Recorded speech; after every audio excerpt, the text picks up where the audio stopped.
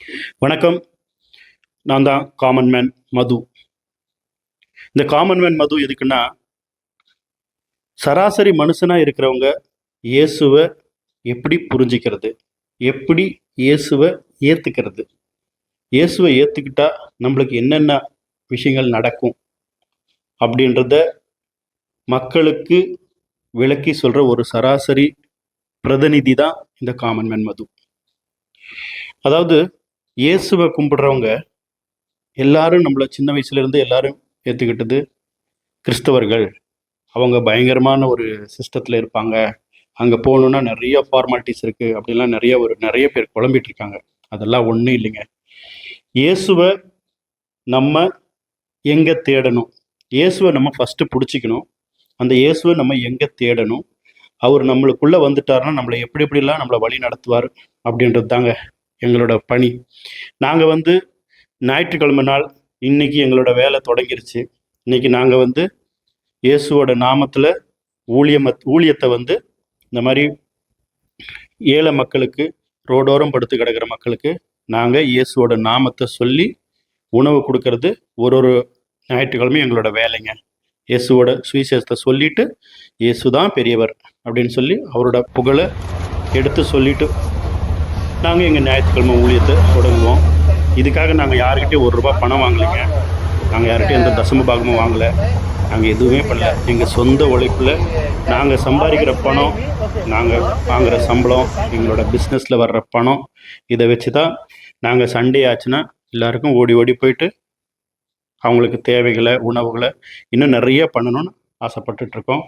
எங்களோட பணி இயேசு எப்படி எங்களுக்கு ஆசீர்வதிக்கிறாரோ அந்தப்படி நம்ம எல்லாரையும் ஆசீர்வதிப்போம், எல்லாருக்கும் உணவு கொடுப்போம். இதுதான் எங்களோட வேலை.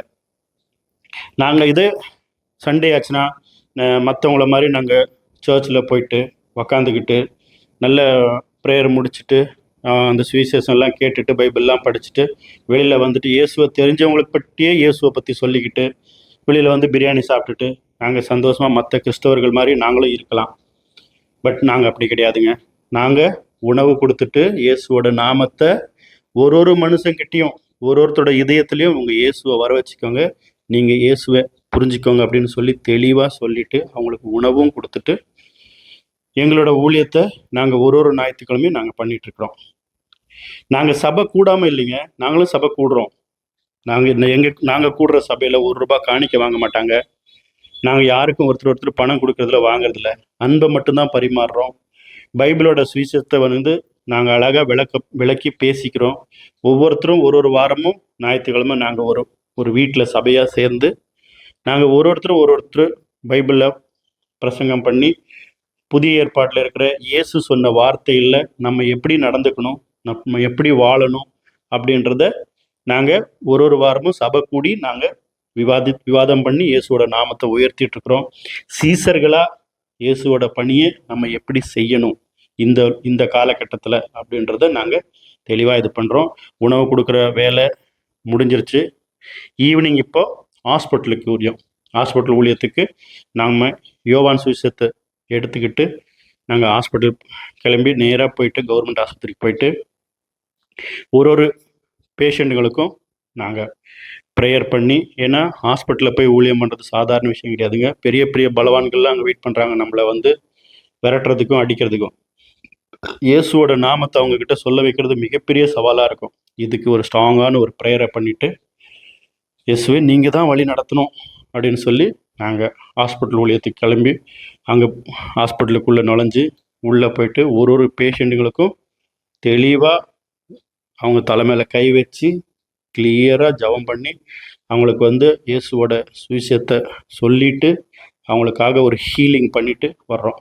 இது வந்து சராசரி மனுஷனுங்க எல்லாருமே பண்ணலாங்க. இதை எப்படி பண்ணோம் அப்படின்றது ஒன்றும் இல்லை.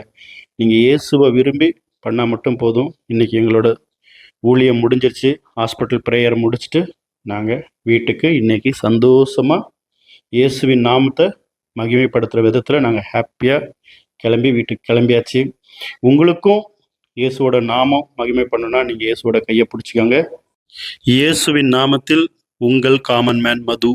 ஆமேன்.